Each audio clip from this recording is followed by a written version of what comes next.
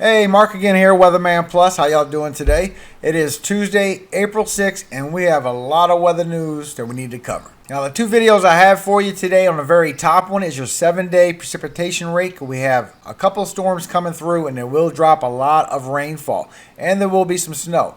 And right above my head shows you the satellite radar, so you can see everything as it goes on for this week. Now, this is your 6 to 10-day temperature outlook from National Weather Service.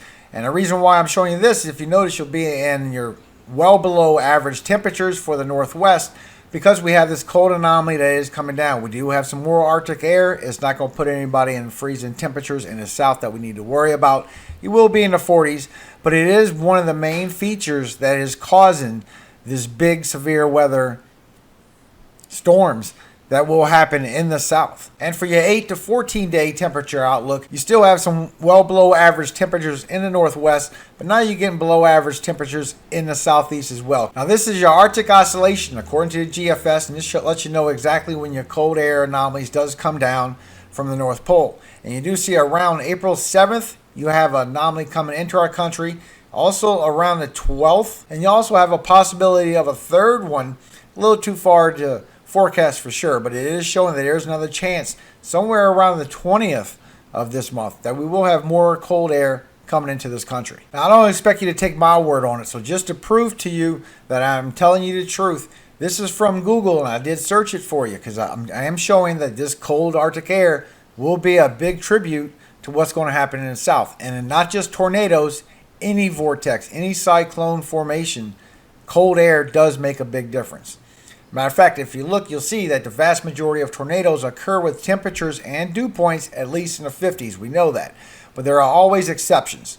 Now, Dr. Harold Brooks of the National Severe Storms Laboratory in Oklahoma tells of a twister that struck in Oklahoma on February 22nd, 1975, with the temperatures near freezing. And that's because it don't matter if it's cold or not. It just needs to be colder upper aloft. If you look here, you'll see even if it is cold near the surface, as long as it is colder higher up, the winds are right to set up a low-level wind shear along with other necessary ingredients. A tornado is possible. And we have this hurricane, tropical cyclone that will be headed towards Australia, and it will hit the southwestern side of Australia. As a matter of fact, according to the Joint Typhoon Warning Center, that this is called Tropical Cyclone 26S, and they have a Tropical Cyclone 27S.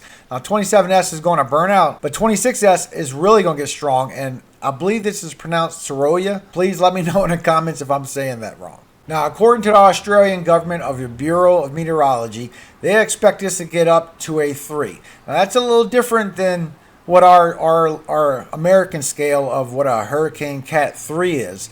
But this is going by a different scale. But I'm still showing that it has way stronger than what they're predicting here. Now, according to Australia, what they go by is their 3 is a 64 to 85 knot sustained winds. And according to America, by the Saffir-Simpson scale, we go by 96 to 112 knots of sustained winds to Cat 3. So it's a little different as far as the intensity levels.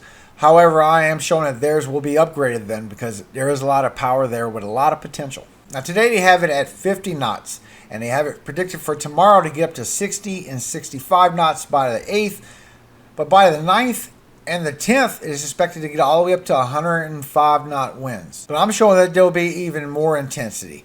According to the Tropical Tidbits site, you do see it gets all the way down to 939 millibars. Now, if I go check on Windy and see by Saturday on the 10th, right around noontime, you can see it gets all the way down to 949 millibar. Then as you go through your day Saturday, it does start to weaken down. It gets into the 50s. Then as you get into Sunday, it gets into the 60s, and it starts headed towards Geraldton. And right when you get around Sunday evening, it gets all the way back down to 970 millibars. So it does weaken down pretty greatly. However, there is going to be some strong winds and a lot of rain that is coming with this. But right now, this is what it's looking like. And that's because of this here. You'll have two high pressures that's right below Australia. You have your low pressure system here, your tropical cyclone. And as it goes through, you'll see that it does get slowed down and blocked by these high pressures, which takes a lot of its energy out of it and gets it down to 970 something millibar level tropical cyclone, hurricane, storm.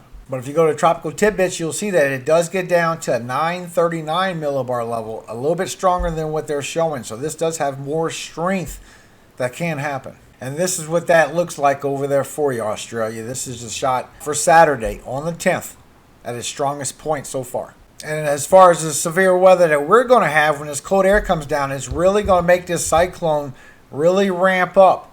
And it's going to carry down for a couple of days. So that second part when it ramps up again, that's because of the cold air aloft. But as you go through the day, you can see that it does get a lot of intensity. It gets a lot of CAPE values, but it does transfer over from Kansas to the south. And it's mainly right around 2 p.m. you start really getting high into 3,000, 3,800. You can see down here, you get 3,800 for your strength of your CAPE values.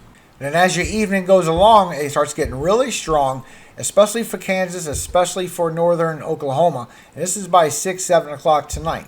But it will weaken greatly, because if you notice right around 8 o'clock p.m. tonight is at its highest. This one is right down to 4,000 joules. Now if you notice at 9 p.m. it gets all the way down to 5,000 joules. And this is right here by lower Texas, southwest Texas. And this is because we have another surface low pressure that is building up because we have some very cold air aloft, and it will create a second low pressure that will bring these storms to the south and to the Midwest. And then right around 5 p.m. is at its pretty strong point, especially for Louisiana. And this is where you have the slight risk also for tomorrow. So you got to pay attention for that. And its strongest point is right around 8, 9 o'clock at night for Kansas, and then it'll transfer over to Oklahoma. And right now it's almost already a 10 out of a 10 for significant tornadoes. And that's when you got that vorticity going on from that surface low pressure. Now it will transfer south, and then you'll see that south gets stronger right around 11 p.m. tonight. And this is a 13 out of 10 now for Oklahoma. And as that carries on through the night, through the morning, it will weaken down until tomorrow. And then right around 10 a.m. tomorrow morning, it's going to start building up again for the southeast Texas. It won't be as strong as it's going to be for this afternoon, but it will get some strength up to 5 or 6 for tornado perimeters for the south as it does go through tomorrow evening. And another thing that's going to be real serious for these storms is there's going to be a lot of thunderstorms. There's going to be a lot of lightning. This is your lightning density, so you can see your flash rate. And if you notice, right around 4 p.m. tonight, it does get very started up in Kansas, and then it does shift down towards Oklahoma, towards Nebraska, and it does get about 6,000 flashes right around 10 p.m. tonight. And this is from 8 to 10. These are 2 hours worth of flashes. And then as you go through the evening, you still have some severe storms moving through Missouri, moving through Arkansas. Then you'll see tomorrow afternoon, it does build up again right around 2 p.m. for Arkansas, Missouri, Louisiana, southeast Texas. And it starts getting very strong as these storms does move to the east. But I'm showing that the worst is actually going to be on Friday. Friday's going to be a really big day in the south as far as storms go. Just by noontime on the 9th of Friday, you're getting over 8,000 lightning strikes from 10 a.m. till noontime. Then it grows to almost 9,000 from noon to 2. And then from 2 to 4 p.m., now you're getting almost 9,000 lightning strikes all morning long. Now it's going into the afternoon, and it's covering a lot of Texas. Then once you go from 4 p.m. to 6 p.m., now it's going to 10,000 lightning strikes. So this storm is growing, and it's going to be a fierce thunderstorm that you're going to be dealing with. By 5 p.m., it goes to 12,000 lightning strikes. Then it calms down by 7 p.m. to 7,000 lightning strikes, which is still a lot, but that's calming down from 12,000. So I'm really showing that Friday is really going to be a significant event, guys. If you look at the time and date right here on the top left, this is going through Thursday evening into the overnight. Then once you get into Friday and you get into that daytime heating, it starts to really ramp up. And by the time you get into 11, 12 o'clock, now you're starting to get almost 4,000 joules of CAPE values growing in the south for Texas. And this is going to really help out with a lot of severe thunderstorms. That's why you see so many lightning strikes. As a matter of fact, by 1 o'clock, it gets over 4,100 joules right here in that purple for Texas. And this will move to the east. And by 4 o'clock, it does cover a lot of the southeast with some very high CAPE values. You got to watch out for those lightning storms. There will be a lot of them. And lightning storms are very dangerous. Matter of fact, if there's a storm about 10 miles away, it can still strike you. But right around 1 p.m. Friday on the 9th, You get over 4,100 joules in southern Texas. So please be aware you will have some strong storms going through Texas. And around 7 p.m. it's going to be really strong with the CAPE values for the U.S. But at the same time, if you look, our joules are now at almost 9,000. That's because it's severe weather that is really passing through with all the heat that is going on for Mexico. Matter of fact, Saturday on the 10th in the evening, right around 7 p.m. Central Time, it gets up to 8,600. And this is across the whole Yucatan Peninsula, all up Mexico. Look at that big black area.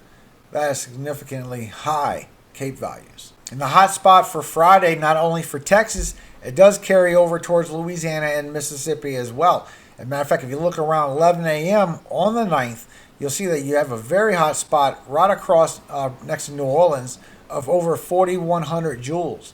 That's going to be some very strong thunderstorms that will be passing by. There will be a lot of lightning in that storm. And you can see why I say it's way worse than what Thursday is going to be. And if you look at it, you're going through Thursday. This is all the way to 10 o'clock at night, 2 o'clock in the morning. Their max is 3,100. Gets up to 3,200 joules by 5 a.m. Then when you get into Friday, then it starts growing. Now you're at 4,000 by 10 a.m. You're at 4,300 by noontime. That's 4,300 joules.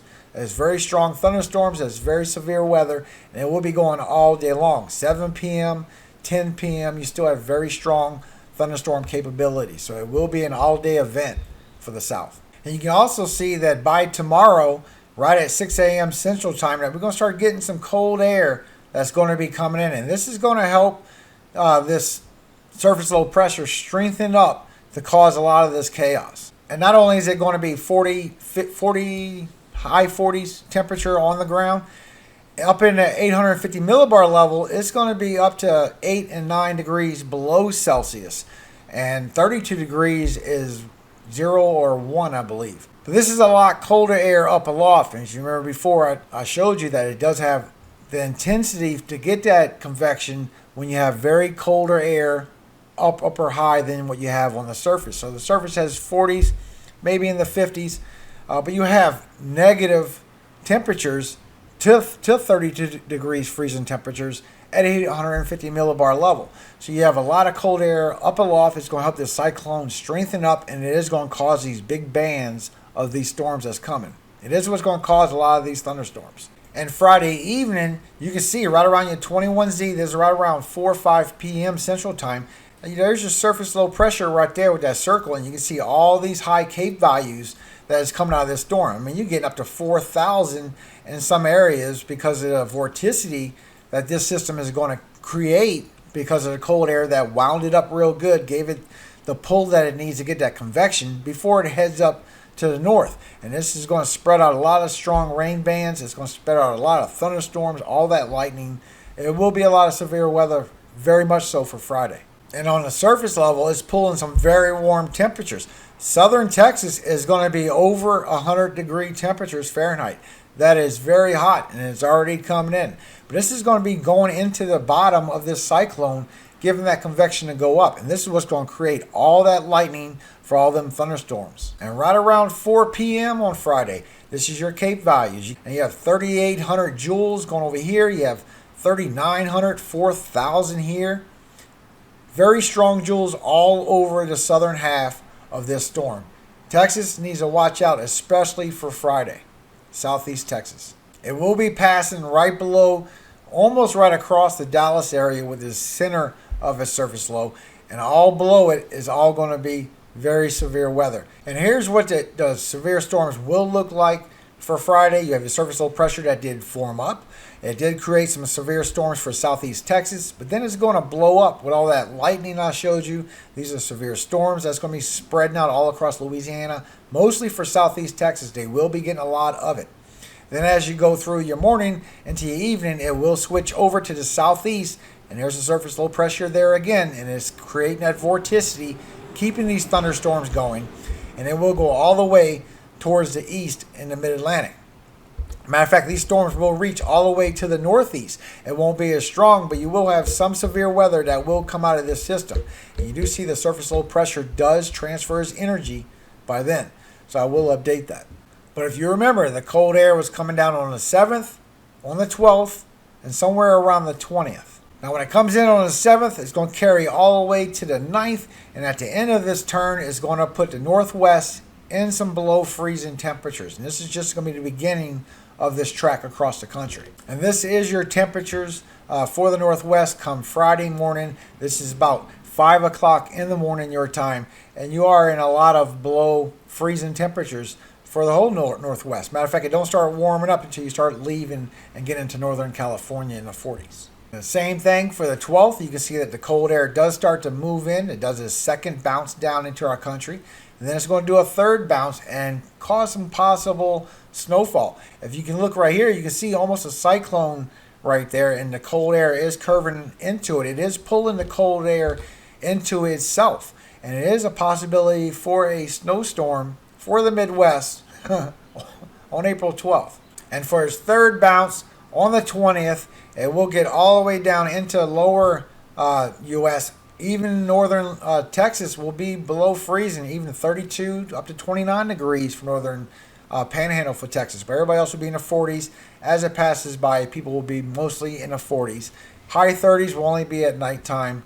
Once the daytime heating comes, the heat's going to come right back. And your 7-day precipitation outlook has heavy rain in northern Louisiana, anywhere from 4 to 5 inches, anywhere from 5 to 6 inches. Plus, for central Mississippi, you also have the panhandle of Florida with 4 inches, southern Georgia with 4 inches, central Minnesota with over 5, and northern Wisconsin with over 5. But this has a good chance for this part to be a possible for snowfall.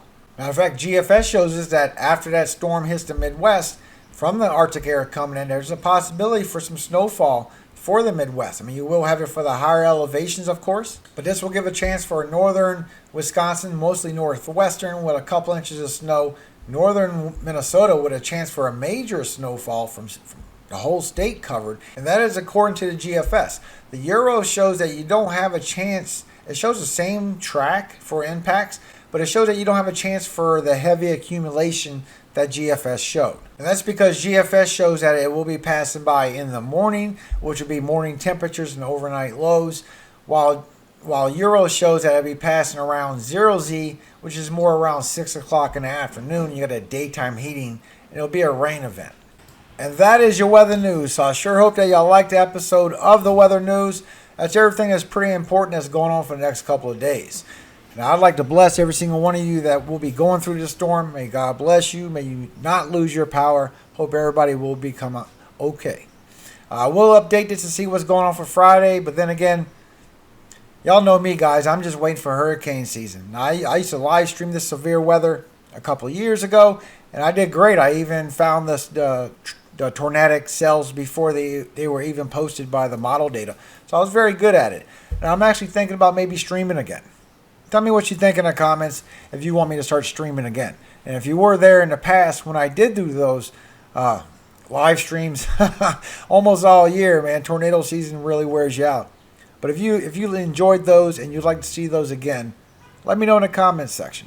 I would be interested in what you think. Now, I'd like to praise God today. Amen. God bless you all today. Hope you have a very blessed day. He is the reason we even breathe, guys. So let's praise Him. Psalm 101. I will sing of mercy and judgment unto thee. O Lord, will I sing. I will behave myself wisely in a perfect way. O when wilt thou come unto me? I will walk within my house with a perfect heart. I will set no wicked thing before mine eyes. I hate the work of them that turn aside. It shall not cleave to me. Thy froward heart shall depart from me. I will not know a wicked person. Whoso privately slandereth his neighbor, him will I cut off. Him that hath an high look and a proud heart will not I suffer. Mine eyes shall be upon the faithful of the land, that they may dwell with me. He that walketh in a perfect way, he shall serve me. He that worketh deceit shall not dwell within my house. He that telleth lies shall not tarry in my sight. I will early destroy all the wicked of the land, that I may cut off all wicked doers from the city of the Lord. Amen. Thanks for watching, guys. Hope you have a very blessed day today. All glory does go to God, God of Jacob. Amen.